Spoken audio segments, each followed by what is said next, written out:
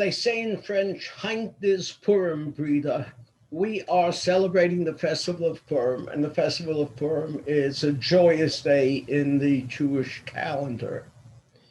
It is a story of the survival of the Jewish people told once again, a different time in a different place, but it's a story that's encompassed in the words V'nehevchu, and things were turned upside down.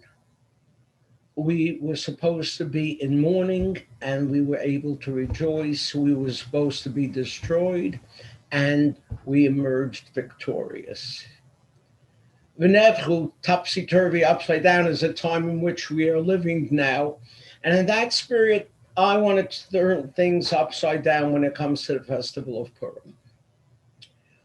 Who are the heroes of the festival? That we all know, we learn in our earliest ages, Esther and Mordechai. Who is the villain of the piece? Well, we traditionally say that it's Haman. Haman bikesh laharo galabed. Haman wanted to destroy and obliterate the entire Jewish people. But you know what? If we had a yontif for every time there was somebody who wanted to destroy us and we survived, we'd have to make a yontif just about every day. So I want to turn things upside down and I want to claim that there is another villain, a more dangerous villain in the Purim story.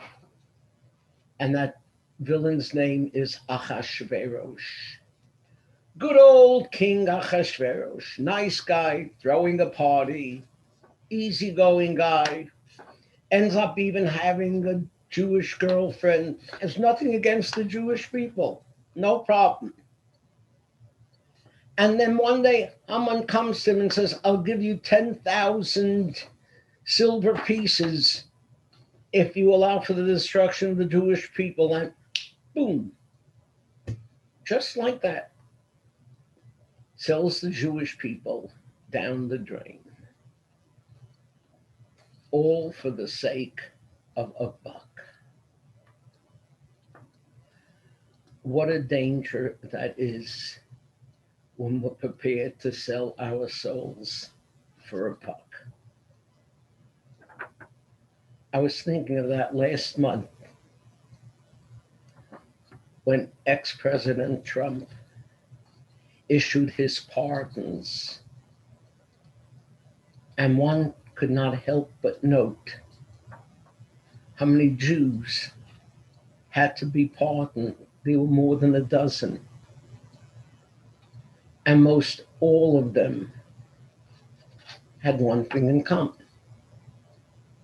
They sold their souls for a buck. Listen to this. Listen to some of these names. Alex Ajami, a New Jersey businessman who served 5-year sentence for money laundering. Michael Ashley, Long Island mortgage executive, sentenced to 3 years in prison for bank fraud. Jonathan Broad operated a massive marijuana imported operation in his parents' home. Elliot Brody, Republican fundraiser who violated foreign lobbying laws on behalf of Chinese and Malaysian interests. Drew Brownstein, Denver hedge fund manager who pleaded guilty to insider trading charges. Abel Holtz, 68-year-old South Florida retired bank executive who was sentenced for impeding a grand jury investigation. Ken Kurson, friend of Trump's son-in-law, Jared Kushner, who was arrested for cyber stalking. Hillel Nachman, prominent Jewish art dealer convicted of sports gambling. Stephen Ozer pleaded guilty to conspiracy and bank fraud. Wow. And you know, that's not the whole story. Even before this, Trump had pardoned people with the names of Charles Kushner. Charles Kushner, Jared's father, he had been found guilty of illegal campaign giving, tax evasion, and witness tampering. Also pardoned was Shlomo Rabashkin. 86 counts of financial fraud. He hit for the cycle, as we say: bank fraud, mail fraud, wire fraud, money laundering, with his beard and payas. Don't all of these people know that in the Talmud we are told that there are 6 questions that we are going to have to answer as we stand at the heavenly throne? The first question is, in your business dealings, did you deal honestly and with integrity? My friends, we've always had a threat from the Hamans from without.